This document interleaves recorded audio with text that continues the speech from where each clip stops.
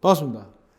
지난 시간에 이제 지질 시대에서 나타나는 화석, 그리고 화석의 종류, 그리고 그 화석은 어떤 환경에서 잘 나타나느냐 그런 걸 배웠는데, 오늘은 이제 지질 시대의 환경입니다. 환경이니까 온도가 어땠느냐, 습도가 어땠느냐, 그리고 생명체가 어떻게 진화했는지를 환경이나 어떤 그 주변의 조건을 가지고 한번 유추해 보는 겁니다.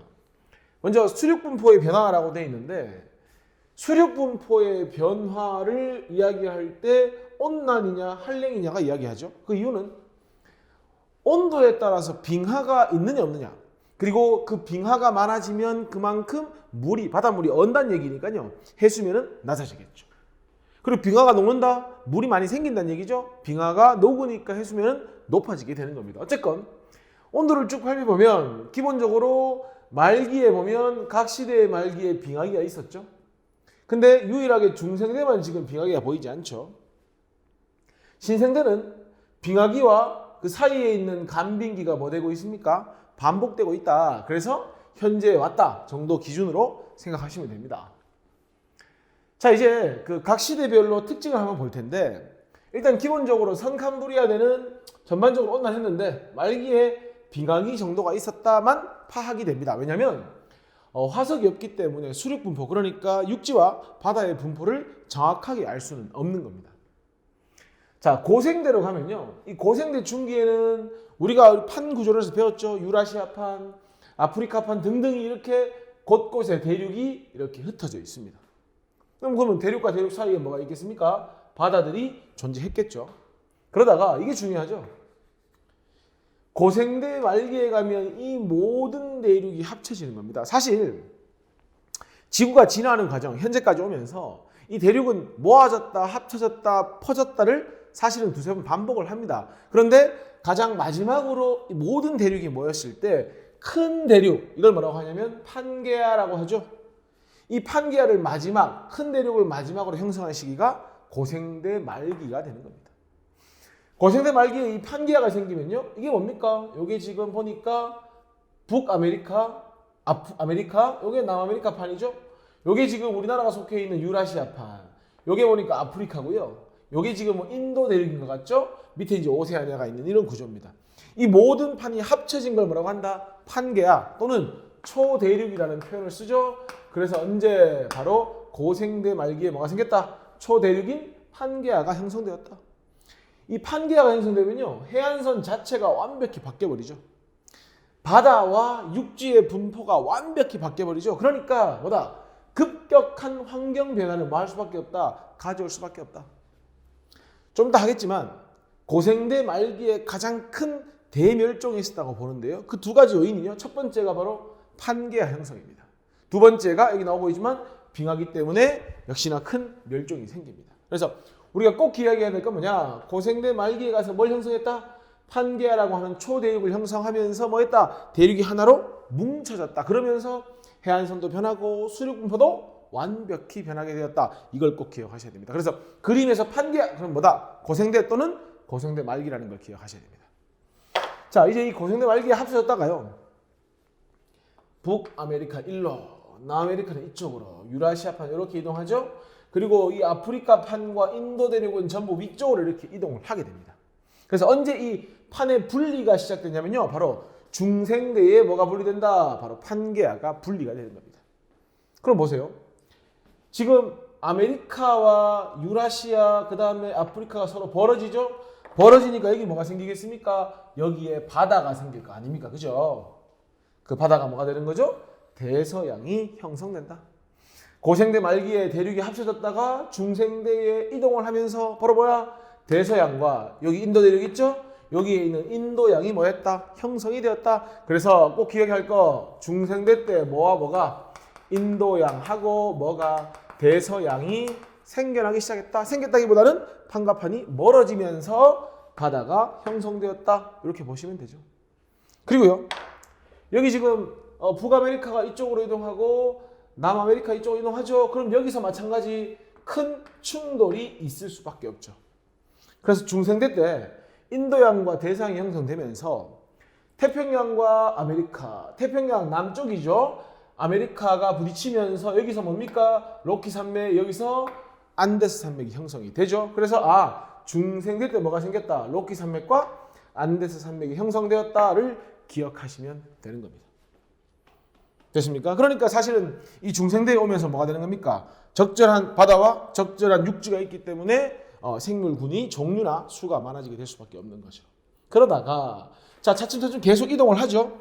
인도 대륙은 지금 이까지 올라왔는데 지금 보니까 신생대에 가니까 이만큼 올라와 있죠. 그러면 이 인도 대륙과 유라시아판이 부딪히잖아요. 여기서 바로 뭐가 생기냐면요. 히말라야 산맥이 생기는 겁니다. 그래서 신생대 때 뭐가 생성됐다? 히말라야 산맥이 생성되었다. 여기 있던 아프리카판도 위로 상승을 하죠. 그러면서 뭐합니까? 유라시아판하고 이렇게 부딪히거든요. 여기서 뭐가 생기는 겁니까? 여기서 바로 알프스 산맥이 생기는 거죠. 알프스 산맥. 그래서 로키 산맥과 안데스 산맥이 중생대라면 신생대 때 뭐가 생겼다? 히말라야와 알프스 산맥이 생겼다. 그리고 태평양이 조금 좁아지긴 했지만 어떻게? 지금과 비슷한 형태의 수륙 분포를 가지게 되었다. 이걸 기억하시면 되는 겁니다. 그래서 학생들이 문제를 풀 때는 그림을 판단하시고 이 그림에서 어떤 시기와 맞물리는지를 꼭 정리가 되셔야 됩니다. 됐죠? 확인해서 한번 볼까요? 자, 그림을 먼저 확인합시다. 딱 봐도 이게 지금 뭐가 생겼습니까? 판게아가 생겼죠? 판게아라고 하는 건 모든 대륙이 합쳐진 거죠? 이거는 뭐다? 시기적으로 고생대, 정확히 하면은 고생대 말기가 된다. 보니까 대서양이 이것보다는 이게 좀 더 커졌죠, 그죠? 그럼 이게 뭐가 되겠습니까? 중생대, 현재와 비슷한 신생대. 1번 지리시대 중 판게아가 형성된 시기는 언제냐? 바로 고생대 말기다. 다. 알프스 산맥과 히말라야 산맥, 히말라야는 인도와 유라시아, 아프리카와 유라시아 부딪혔죠? 언제? 신생대 나가 되겠죠. 판게아가 분리가 시작되면서 대서양과 인도양의 형성이 시작한 시기는 바로 뭐가 됩니까? 중생대 가가 되는 거죠. 그 다음 지리시대의 기후에 대한 설명으로 옳은 걸 골라봐라. 선캄브리아 시대는 전반적으로 한랭이 아니라 전반적으로 온난했다가 마지막에 빙하기가 있었다. 고생대 말기 빙하기 맞죠? 중생대를 제외한 모든 말기에 빙하기가 있었으니까 중생대는 빙하기가 없고 전반적으로 온난한 기후였다. 신생대는 전 기간 동안 빙하기가 여러 번 있었다. 그래서 빙하와 빙하기가 여러 번 반복됐다. 이렇게 배웠으니까 X, OX가 되면 된다. 자, 그 다음에 이제 그 환경에서 물론 수륙 분포도 중요하지만 뭐가 또 중요합니까? 수권에 해당하는 또는 기권에 해당하는 이 공기도 참 중요한데 좀 보면요. 한 46억 년 정도 전부터 해서 여기 5억 년 전까지가 선캄브리아 시대가 되죠. 선캄브리아 시대가 되는데 이 선캄브리아 시대에 최초의 광합성 생물이 출현한다. 이 광합성 생물이 바로 뭐가 되냐면 남세균 또는 시아노박테리아라고 하는 거죠. 물론 바다 생물이죠. 바다에서 이 광합성을 하면서 뭘 발생한다? 광합성을 하면 바로 산소가 발생이 시작되는 거죠. 굉장히 중요하죠. 그래서 사실은 고생대 때 보면 삼엽충, 갑주어 등 이 바다 생명체의 화석이 많이 발견되는데 이미 선캄브리아대 시대에서 바다 속에서 광합성을 했기 때문에 바다에 녹아있는 산소량이 많아질 수밖에 없습니다. 그러니까 고생대에 오면서 생물의 수가 급격히 증가를 하게 되는 겁니다. 어쨌건 광합성 세균이 출현한 후에 시간이 좀 지난 뒤에 뭐가 생겼습니까? 바로 공기 중에 산소가 다량 생성이 되는 겁니다.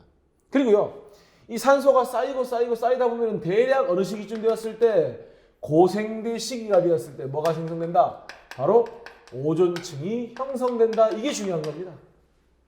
물론 산소가 많은 것도 생명체가 살아갈 수 있는 중요한 조건이 되지만 오존층이 형성이 되면요, 이 오존층은 뭘 차단하죠?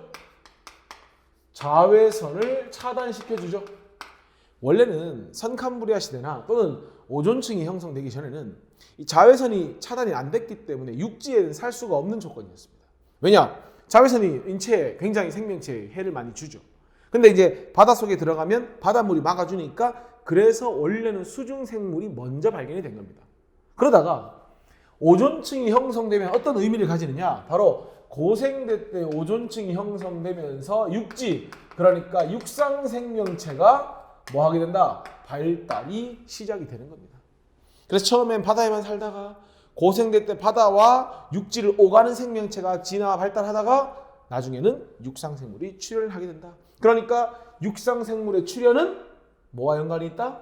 오존층의 형성과 연관이 있다라는 거 기억하셔야 됩니다. 오존층 언제 생긴다고요? 고생대쯤에 생성이 되었다. 이렇게 보시면 됩니다. 됐습니까? 그래서 나오죠? 남세균이 광합성에서 산소로 대기를 방출하면 산소가 증가해서 오존층이 형성하고, 중요한 건 이거죠. 오존층이 형성되면 생물의 육상 진출이 된다. 그러면 원래 서식지가 굉장히 바다에 국한되어 있었는데 육지까지 진출을 하니까 뭐 할 수밖에 없다. 갈수록 생명체의 수나 종류가 증가할 수밖에 없다. 이렇게 연결을 시키시는 겁니다. 한번 볼까요? 동물과 식물을 나눠서 볼 텐데, 자, 선캄브리아대는 주로 무척추 동물, 무척추 동물이라는 건 뭐 해면류 같은 거죠. 해면류. 이런 것들은 척추가 없죠. 흐물흐물하죠. 그래서 선캄브리아 시대는 뭐가 없었다고 했죠? 주로 화석이 발견되지 않는다고 했죠. 그래서 해면류나 해조류 같은 딱딱한 게 없는 것들이 많았습니다. 그러다가요, 이 뼈가 없으면 아무래도 좀 불편한 것도 많고 여러 가지 이제 생명체를 유지하기가 쉽지 않거든요. 그래서 최초의 척추 동물이 누가 되냐면 바로 어류가 된다. 최초의 척추 동물, 그럼 누굴 생각하면 된다? 어류를 생각하면 된다. 바로 이 고생대 때 어류의 조상이 누가 있습니까? 갑주어가 있죠. 갑주.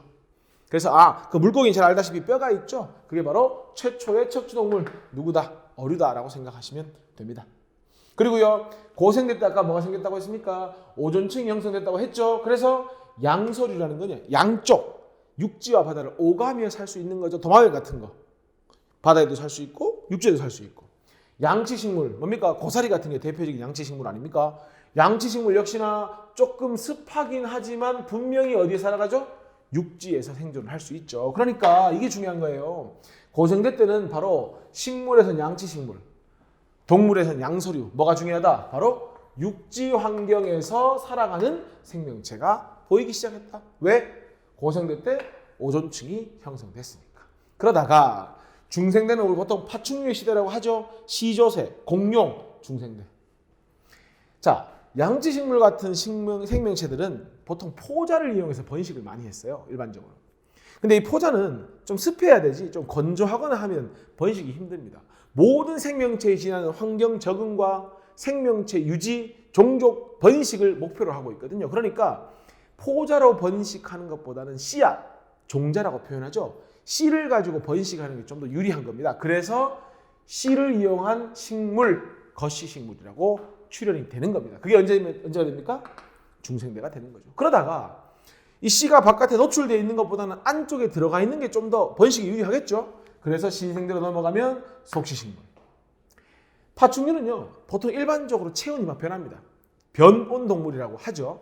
그런데 이 파충류보다는 우리같이 정온 동물 또는 어미의 젖을 먹고 사는 포유류들이 좀 더 자손을 탄생시켰을 때 성인까지 생존하기가 유리합니다. 그래서 신생대로 가면서 동물은 조류와 포유류가 나타나고요. 그 다음에 씨가 안으로 들어가 있는 속시식물이 번성한다. 이렇게 정리를 해주시면 됩니다.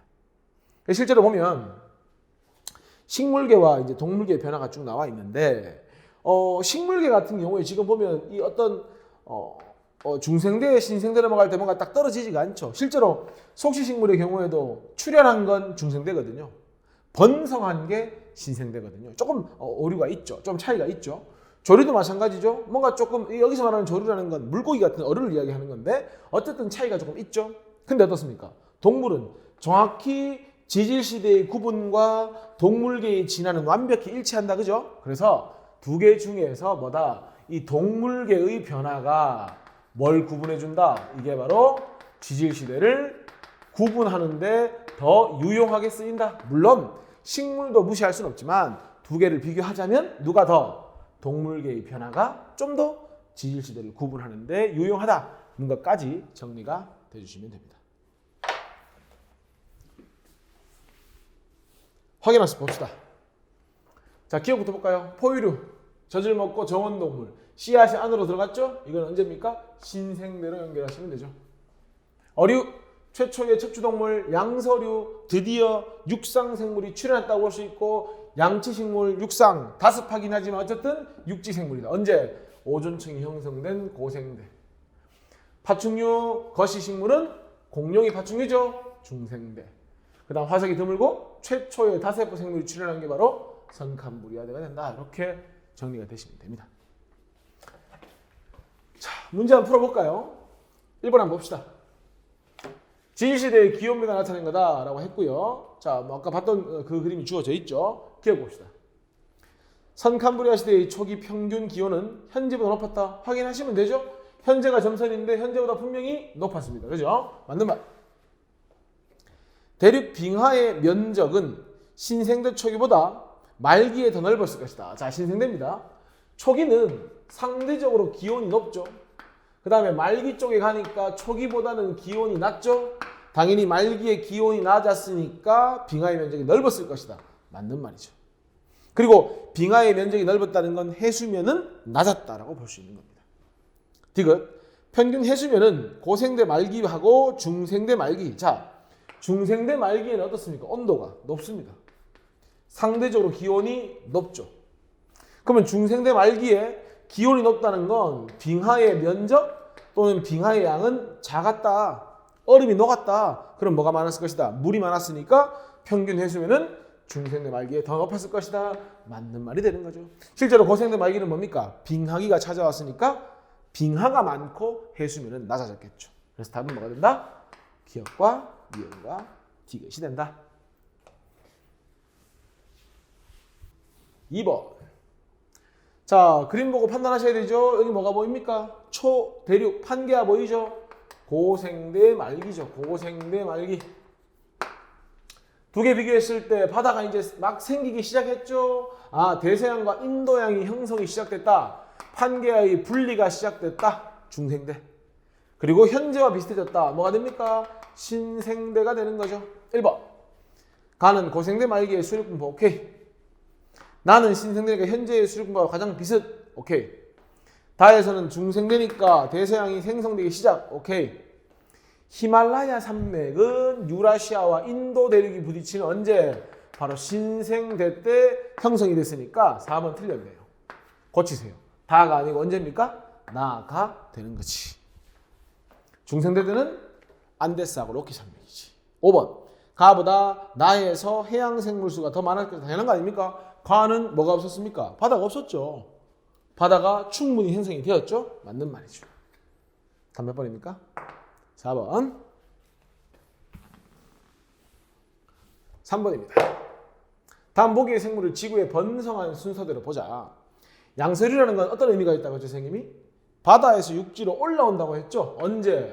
바로 고생대 오존층이 생겼을 때. 파충류 하면은 뭐가 떠오릅니까? 시조새, 공룡 떠오르지 않습니까? 이건 언제가 됩니까? 중생대. 포유류, 체온이 일정하고 어미의 젖을 먹고 산다고 했죠. 신생대. 에디아카라 동물은요, 이거 다세포 생물이 출현을 해서 이 다세포 생물이 에디아카라라고 하는 언덕에서 이렇게 생물군을 형성하는 걸 이야기하는 거거든요. 최초의 다세포 생물은 언제입니까? 선캄브리아대가 되는 거죠. 선캄브리아. 그러면 가장 먼저는 누굽니까? 선캄브리아죠. 그 다음이 고생대, 그 다음이 중생대, 그 다음이 신생대. 리을, 기억, 니은, 디귿이니까 몇 번입니까? 답이 아니죠. 리을, 기억, 니은, 디귿이니까 여기 있네요. 3번이 이 문제의 답이 되는 겁니다. 4번. 화석 나왔네요. 화폐석. 플랑크톤이 겹겹이 쌓여있다고 했고 시기적으로는 신생대, 환경은 바다 환경. 암모나이트는 중생대 역시나 바다 환경. 물고기의 조상이죠. 이거는 고생대, 환경은 바다 환경. 기억. 가장 오래된 화석은 고생대 화석이니까 다이다 하셔야 되고요. 나가 반성하던 시기면 중생대죠. 양치식물은 언제입니까? 요거는 바로 고생대죠. 그러니까 언제가 돼야 됩니까? 나가 아니라 다가 돼야 됩니다. 실제로 고사리 같은 양치식물이 화석이 만들어지면 거기서 석탄이 가장 많이 발견이 됩니다. 실제로 고생대 화석이 석탄의 중요한 역할을 하죠. 어쨌건 니는 틀렸고요. 디귿. 가나다 모두 바다. 바다. 오케이.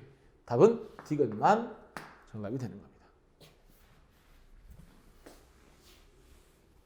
5번입니다. 뭐 기온, 습도 여러 가지 변화를 주고 있는데 기억. 고생대 말기에 우리는 알고 있죠. 중생대를 제외한 항상 말기에 뭐가 있었다. 기호를 봐야 되죠. 여기 있네. 고생대 말기엔 빙하기가 있었다.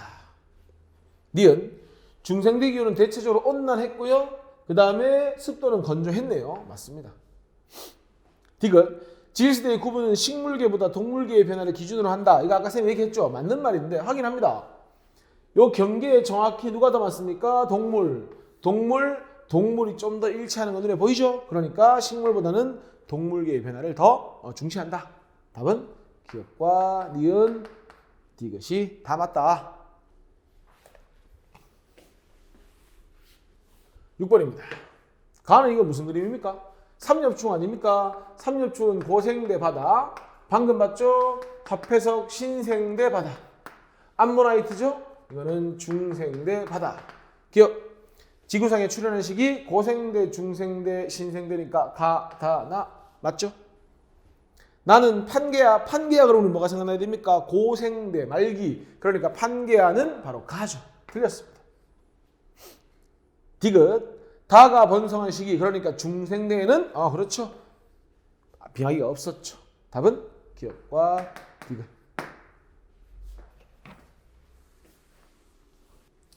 7번입니다. 고생대 말기에 뭐가 보입니까? 판게아 형성된 게 보이죠? 그리고 중생대에 오니까 여기에 대서양과 인도양의 형성이 시작되고 있고 여러 가지 이제 생명체가 어떻게 발달했는지를 보여주고 있습니다. 기억. 가에서 해양생물의 서식지 바다를 말하는 거죠. 고생대 말기보다는 중생대 말기에 인도양과 대서양이 생기면서 넓어졌죠. 니은 나에서 척추동물이 처음 출현한 건 어디에 포커스를 맞춰라? 어류에 포커스를 맞춰라. 보면은 어류가 여기서부터 생성이 시작됐으니까 언제다? 중생대가 아니라 바로 고생대가 된다. 틀렸다가 되는 거죠. 디귿. 고생대 말기에 나타난 생물계의 큰 변화는 고생대 말기 하면 뭐가 떠올라야 됩니까? 판게아 형성. 그러니까 대멸종의 판게아 형성과 매우 밀접한 관련이 있다. 답은 기억과 디귿이다. 8번 보겠습니다. 똑같은 그림이 계속 나오고 있죠. 이제 좀 이렇게 져야 되죠. 가를 보니까 판게아. 그러니까 고생대 의미. 나하고 달을 비교했을 때 인도양과 대서양이 막 형성이 된 게 다죠. 요게 중생대. 그리고 충분히 넓어져서 지금과 같아졌으니까 나가 신생대가 된다. 자, 기억. 보니까 좀 희미하긴 하지만 삼엽충이죠. 가는 기억 연결하시고. 암모나이트는 중생대니까 니은에 연결하시면 되고. 디귿은 보니까 화폐석인 것 같죠. 화폐석은 신생대. 리을이 메머드고 미음이 공룡 머리죠. 그죠? 그러니까 메머드는 신생대, 리을. 그럼 공룡은 중생대니까 미음. 그럼 가에는 기억, 나에는 디귿 또는 리을, 다에는 미음이니까 여기 있죠? 기억, 디귿, 미음 해서 답은 2번. 이렇게 보시면 되죠. 9번 보겠습니다. 지질시대의 상대적 길이다. 제일 긴 게 누굽니까? 요게 선캄브리아 되죠. 그 다음이 고생대, 그 다음이 중생대, 가장 짧은 게 신생대. 자, 보기를 보니까 거시 식물이 번성, 출현은 뭡니까? 고생대입니다. 근데 번성은 누구 얘기하는 겁니까? 이거 중생대. 거시 다음에 속시죠? 속시의 번성이 신생대. 공룡 암모나이트 중생대. 그 다음에 자 포유류나 아니면 속시식물이 번성한 건 분명히 신생대입니다. 하지만 출현한 건 뭐가 맞다? 중생대가 맞다. 그래서 답은 뭐가 된다? C가 된다. 됐죠? 10번 보겠습니다. 아까 봤던 그래프인데요. 요 시기쯤 돼서 뭐가 된다고 했죠? 남색인에 의해서 최초의 광합성이 시작된다고 했죠.